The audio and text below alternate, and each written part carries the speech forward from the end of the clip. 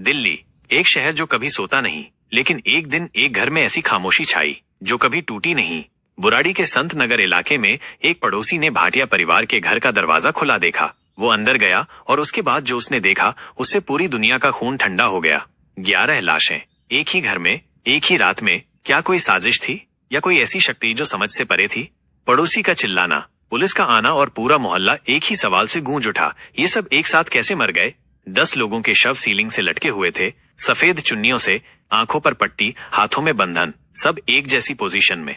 एक लाश अलग थी, नारायणी देवी, घर की सबसे बुजुर्ग, उनका गला घुटा हुआ था, वो बेड पर थीं। ये मौत नहीं थी, ये किसी अनजानी ताकत का रिचुअल लग रहा था। सब कुछ पहले से प्लान किया गया था। हर लाश का पोजीशन, हर नोट का एंगल, सब कुछ एक स्क्रिप्ट के हिसाब से था। घर की तलाशी में मिली एक डायरी, या कहें तो एक डेथ मैनुअल, 11 साल तक लिखी गई थी। हर एंट्री में इंस्ट्रक्शंस थे, माइनस किस दिन क्या करना है, किस वक्त कौन सी क्रिया संपन्न करनी है। हर लिखने वाले ने अपने आप को पापा के हुक्म का पालन करता बताया। पापा? कौन पापा?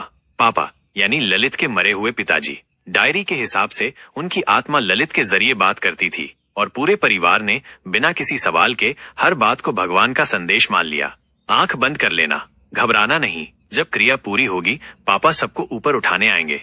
एक आत्मा का हुक्म या एक इंसान का पागलपन? परिवार की 3 पुश्तों ने बिना सवाल किए क्यों माना। सीसीटीवी फुटेज में दिखा, रात के 10 बजे तक सब नॉर्मल था। चंद्रिका भाभी दूध लेकर आई, प्रियंका घर के मंदिर में दीपक जला रही थी, ललित डायरी के पन्ने पलट रहा था। सब कुछ प्लान्ड, बिना किसी टेंशन के। 11 लोग एक ही घर में, एक ही वक्त में मौत का स्वागत कर रहे थे, जैसे वो कोई उत्सव हो। क्या उन्हें लगता था वो मर नहीं रहे, उन्हें उठाने भगवान आएंगे?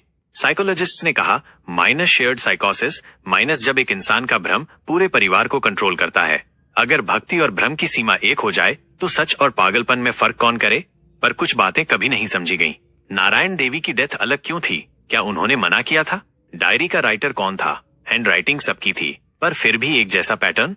किसी ने चीख क्यों नहीं मारी? कोई रेसिस्टेंस, कोई स्ट्रगल? और सबसे बड़ा सवाल, ललित के मरने के बाद भी डायरी में लिखा गया था, कैसे? पुलिस ने केस बंद कर दिया, नो फाउल प्ले।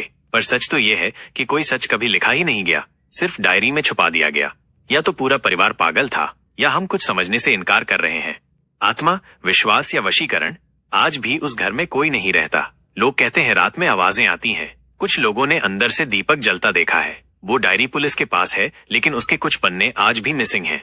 बुराड़ी कांड सिर्फ एक केस नहीं था, ये एक सवाल था इंसानी समझ, विश्वास और वशीकरण पर। एक ऐसी कहानी जिसका हर जवाब एक और राज बन गया। मौत आई थी मेहमान बनकर और 11 लोगों ने उसका स्वागत पूजा की तरह किया।